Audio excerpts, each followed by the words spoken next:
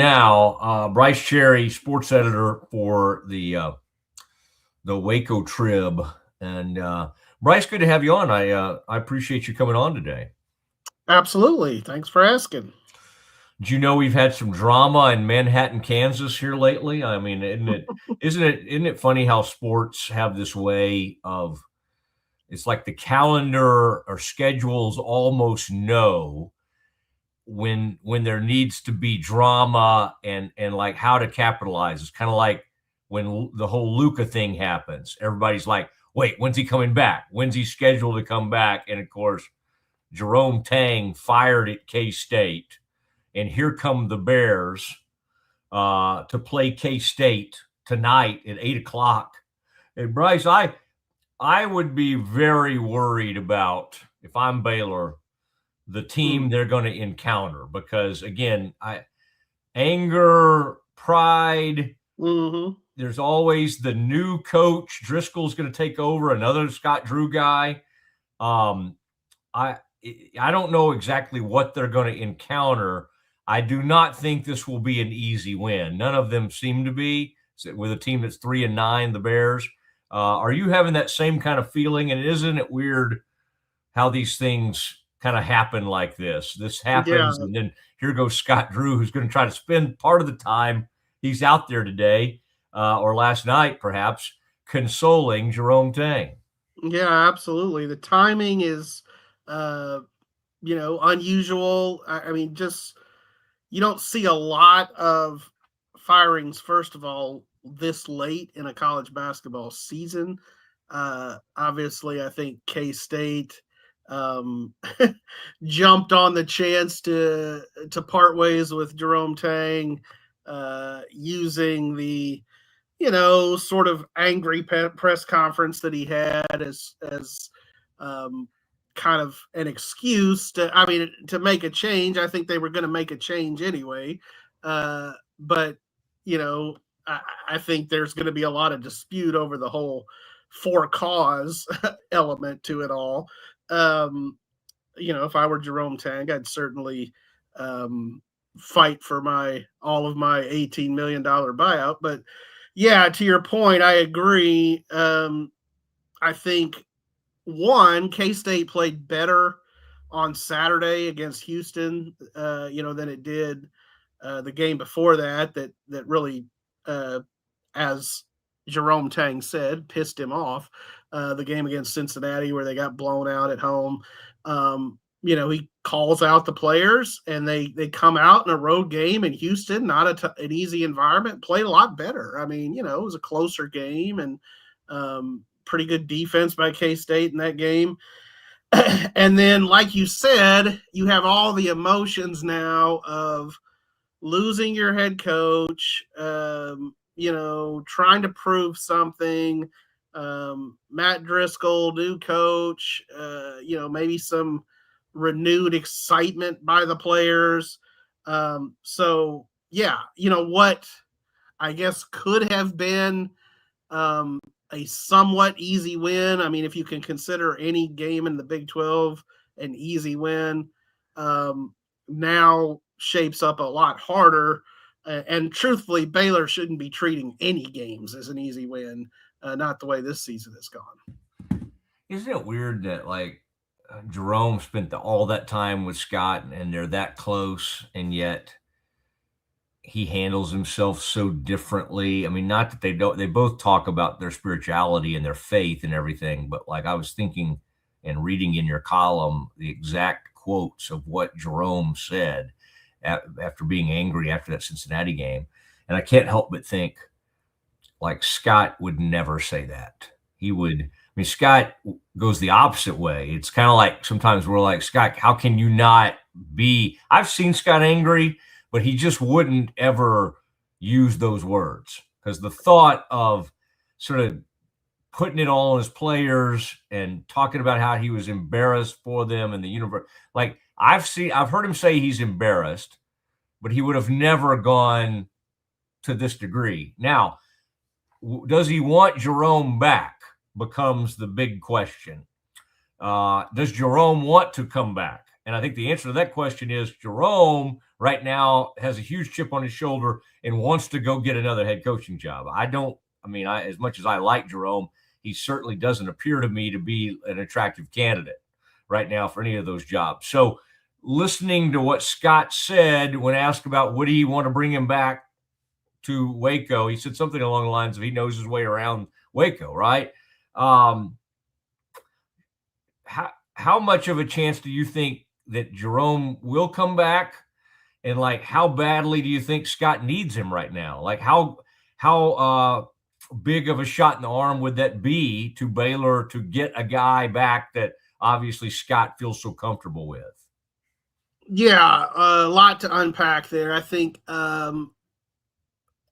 first of all, how big of a chance is there that Jerome might come back? I'd say a decent chance. If I were putting a number on it, maybe even as high as 50-50. I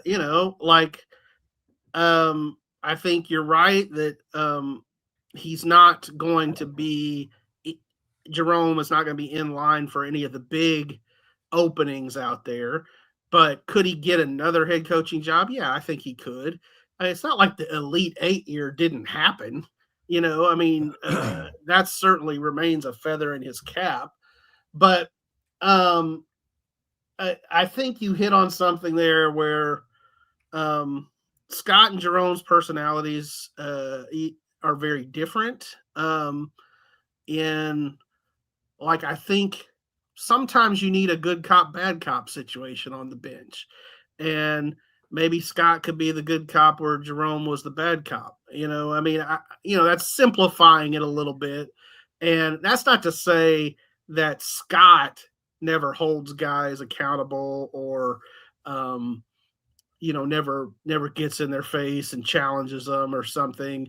I think he does do that. I just don't think we see it as publicly. You're right. He's not going to be one that was going to call out his guys in a press conference setting like that. But I've had enough conversations with Scott to know also that he does agree with Jerome that, players have to take accountability too. There's obviously, if you look at the Baylor situation, the last couple seasons, they've had some big misses in the transfer portal. There's no way to describe it other than that. Jeremy Roach was a miss. I think you could say Michael Ratai was a miss. Now, is there fair criticism to be thrown at Baylor where, we've got to examine how we evaluate guys? Sure. Yeah. You could say they need to look at that and maybe revamp that some. But at the same time, Michael Ratai averaged 17 points a game at Oregon State. Jeremy Roach led Duke to a Final Four. These things didn't happen in a vacuum.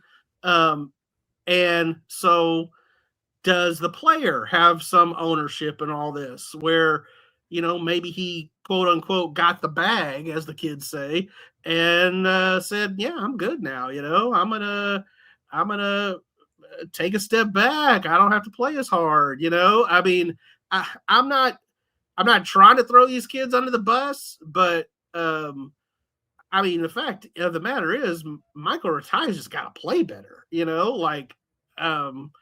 and you could say the same thing back when Jeremy Roach was here. Now, he had some injuries, some concussions and things that obviously didn't help with him. But so, yeah, I think Scott and Jerome carry a lot of the same philosophies. Mm-hmm. But you're right. I don't think Scott would ever have the kind of viral press conference that Jerome had.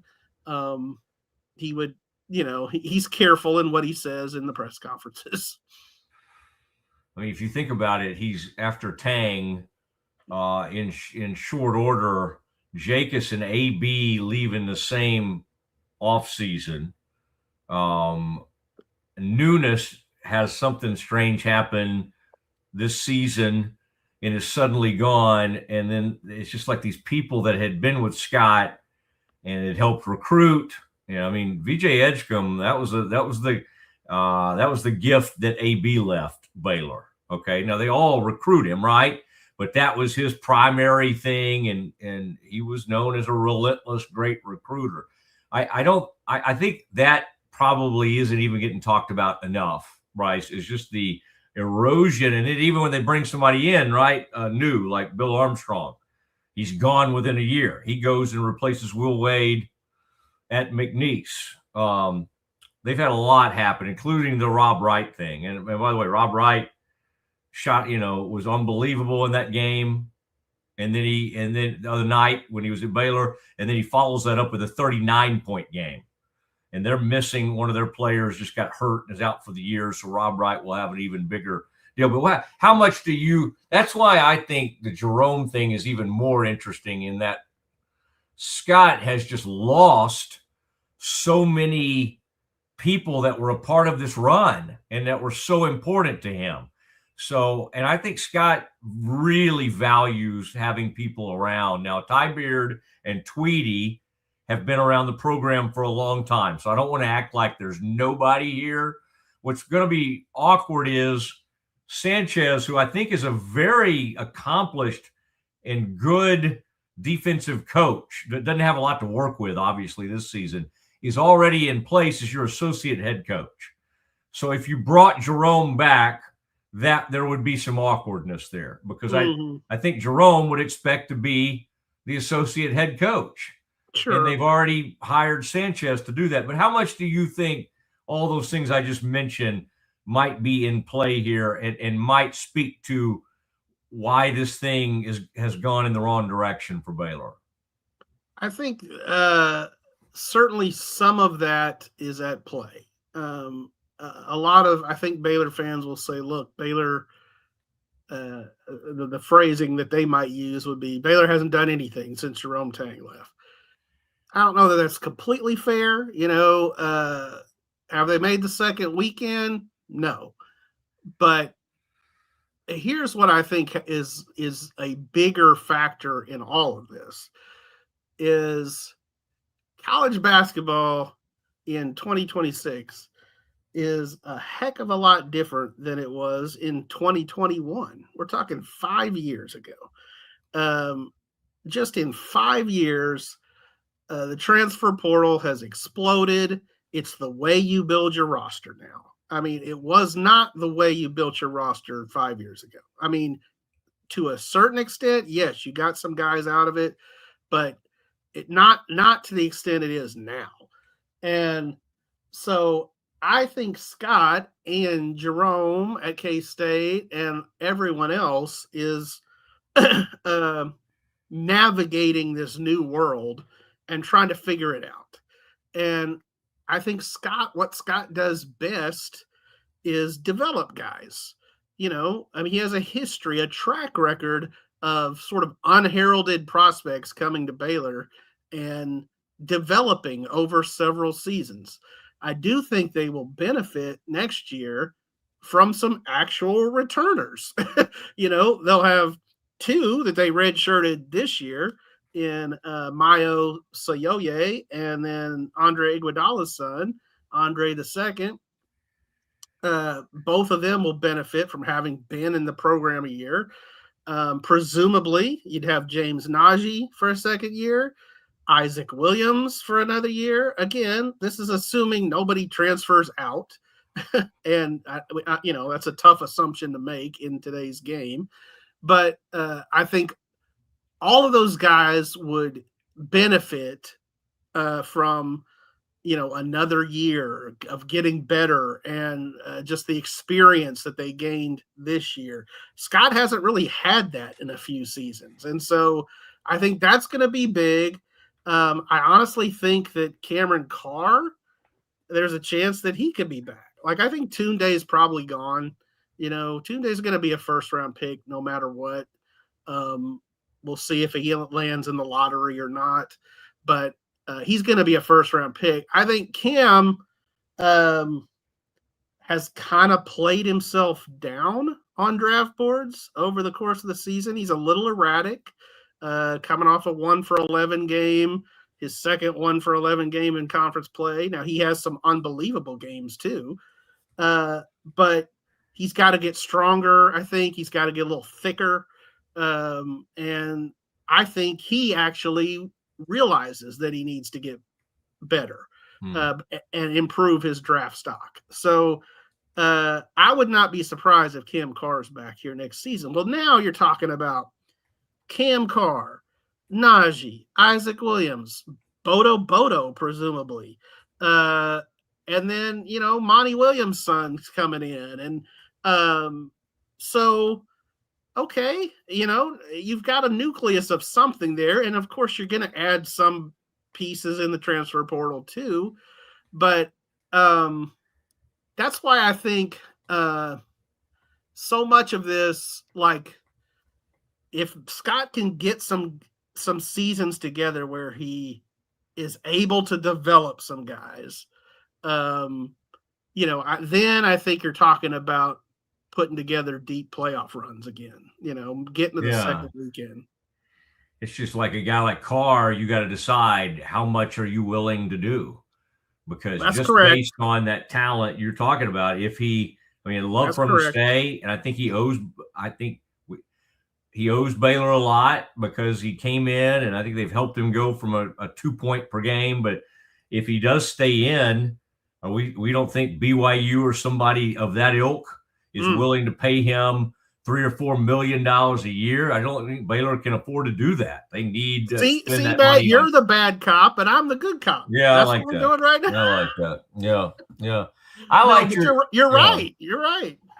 Yeah. I mean, that's part of it is, we obviously saw that with Robert Wright, where Baylor thought, oh, well, we got a piece to build around here. Well, no, BYU came in and said, cha-ching, we'll pay you more. And I think this is another whole, we could do a whole nother hour on this, but obviously I do think there has to be at some point, if these guys are going to get paid, there's going to need to be some firmer contracts in place. Yeah. Where, if you sign something, then, there are extreme penalties if you try to get out of it. Need to go hire whoever's representing Jerome. Jerome's. How about that lawyer trash talk? How great was that? Where he was like, hey, if you thought you were embarrassed now, wait till you get in the courtroom. I'll show you. Tom Mars, who seems to be a big Twitter guy. Do you want your lawyer being a big Twitter guy? I don't know, but man, I don't know why they didn't. Trash talk. Duke fought that thing with Mensa. Washington fought that quarterback who tried to leave and maybe go to LSU, and they, in some ways were able to enforce those contracts. I don't know why Rob's didn't seem enforceable. Yeah, that's a good question. Some of it has to do with buyout clauses and whether they put them in. And sometimes, if these agents if you say, well, we're going to put a buyout clause in, agents say, well, I'm going to go with somebody else. So the only way you can sign them is we're not going to put a buyout clause. So you don't put the buyout clause in, and then you give them the true freedom of movement. That's probably what happened with Rob Wright, Brice, some of my lawyer. I did go to law school. Some of that comes back every once in a while. I liked your column recently on that Olivia Miles game, Baylor and TCU, and not just because you had my name in your lead, although that it is interesting because I'm always I'm like, what? I wonder what Brice wrote about this. And I opened it up and I'm like the first line, it has my name. The first thing you do is like, oh my gosh, what is this? What is he about to say? Why is he throwing me under the bus? What have I done? But yeah, I thought that was really well done. And I couldn't help but think about Mac, because the maddest Mac Rhodes has ever been at me was, I think, him feeling like I was still showing a little bit too much loyalty to Kim Mulkey. And she's such a lightning rod, as you know, and you brought her up in that column because and again, it's hard not to, because it's always there in the context of, okay, Baylor's been fine under Nikki, but in a big game like that with a big crowd, it's hard not to think of, okay, what would Kim have done? And you even did the WWKD or whatever line. So I thought that was really good column. But I couldn't help but think, because Mac and Kim hated each other, in case anybody doesn't understand that or realize that. And it's mutual. Like, I don't know which one hates each other the most. The hatred is there from both sides. They just don't, there's no respect. And so he was totally fine with her leaving to go to LSU. But as I read that, I couldn't help but have that in my mind, Brice, is that, like, that would have made that would have embarrassed Mac, even you bringing up Kim in the context of all that. What in writing that and doing that, I'm curious, did you get any blowback from Baylor? Or, I mean, the good news is I think McNamee has been a fan of Baylor for so long.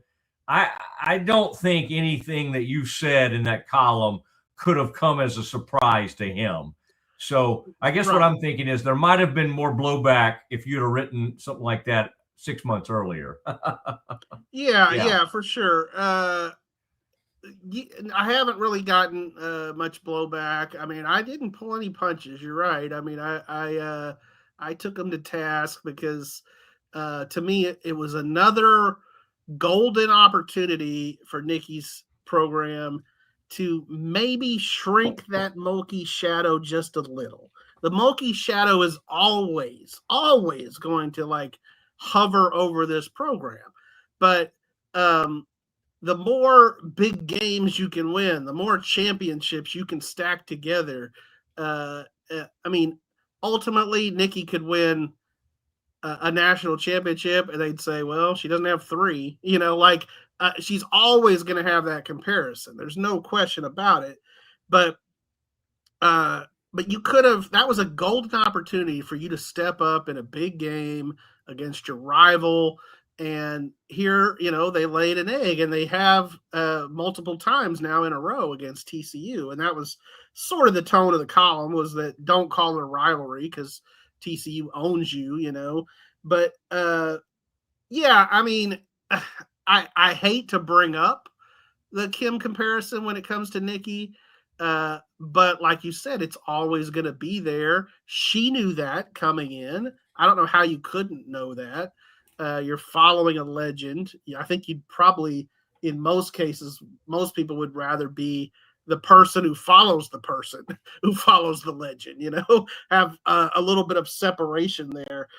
But yeah, I mean, I think Baylor whiffed on that opportunity, and so they deserved some criticism. And yeah, I thought more confounding to me than the game plan of going under screens and letting Olivia Miles just shoot and quote unquote, we're gonna make her a scorer. Yeah, she was a friggin' scorer, all right.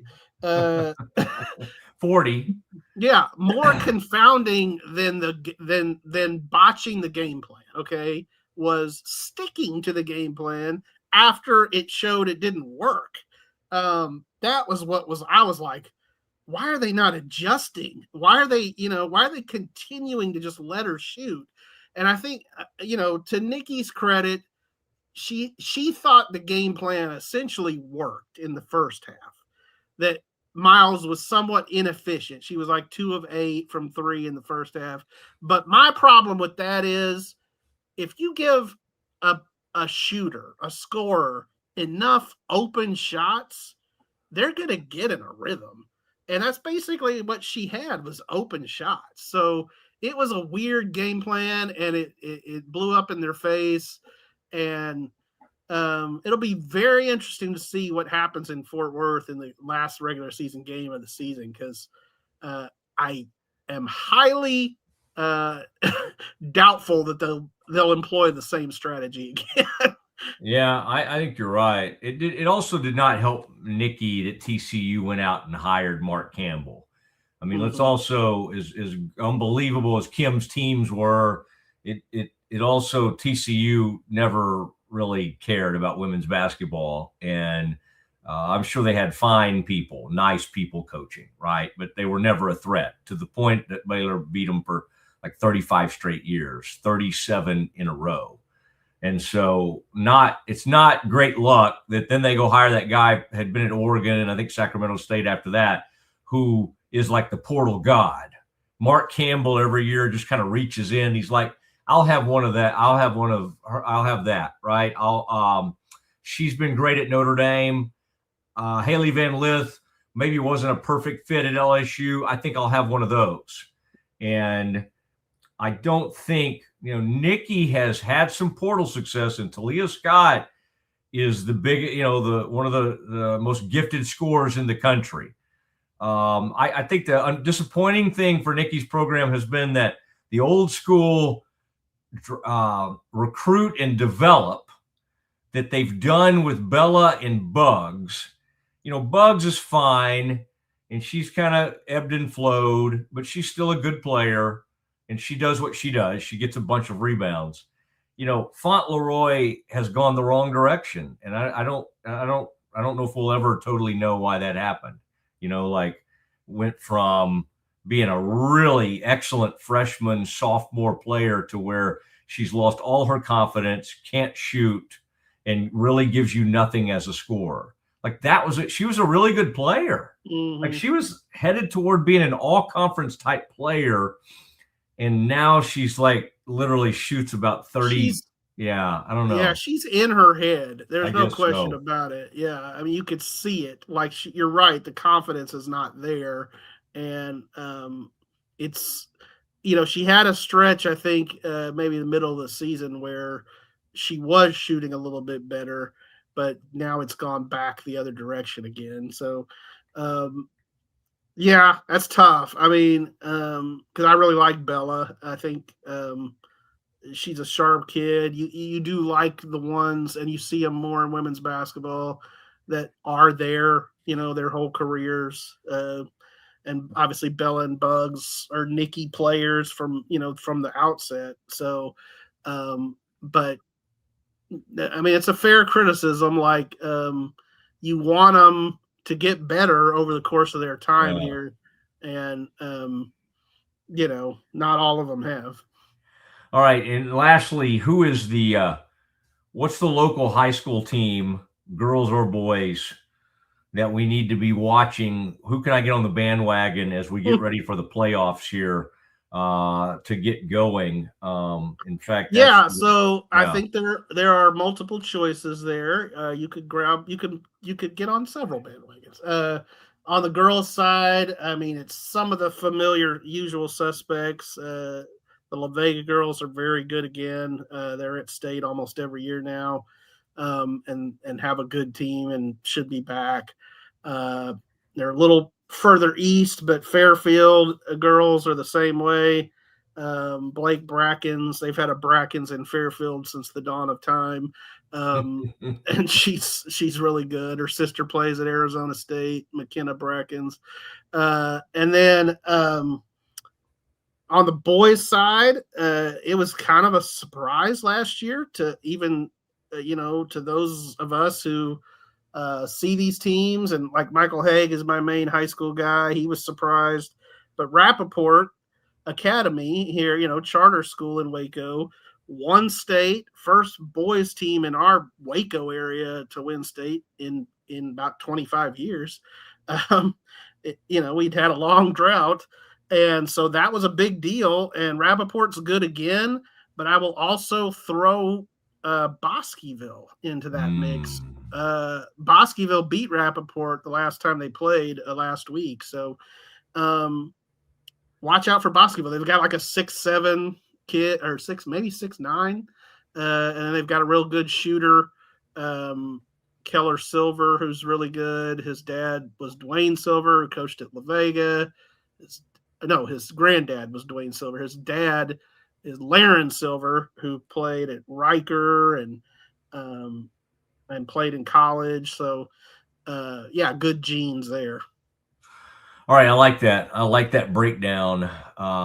Man, Brice, and You've got an Aggie, don't you? I've been watching that buckyball. I've Mhm. got a daughter who's a freshman down there in Aggie land, so kind of interesting to see what's going on with that. Elko, by the Yeah. way, has come out demanding he wants a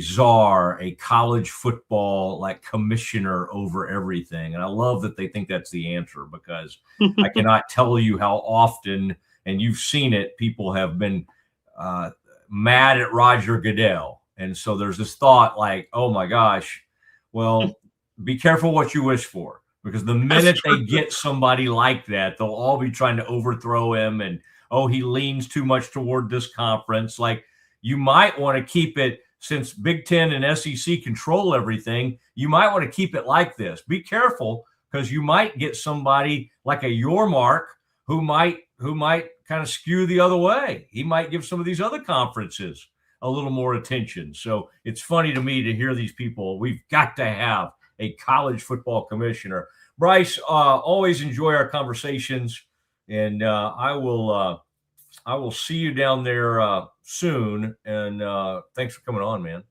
Yeah, no problem. I'll give you an alert if I name drop you in a column again. So appreciate it. Just a heads up, so I just am yeah. not so jolted. Yes, but I liked it. I like it. The other time you mentioned me was when you were doing a piece on people that had horrible injuries cycling, I think. And you did reach out to me for that. That's true. Mosley True. and J-Mo figured prominently in that. And I think you were interviewing me. I was in my hospital room. Well, the next time I reach out, it'll be famous sunglasses wearers. Okay, good. People that freak people out by wearing sunglasses indoors. I like that. All right. Thank you, Brice. All right. Thanks, Matt.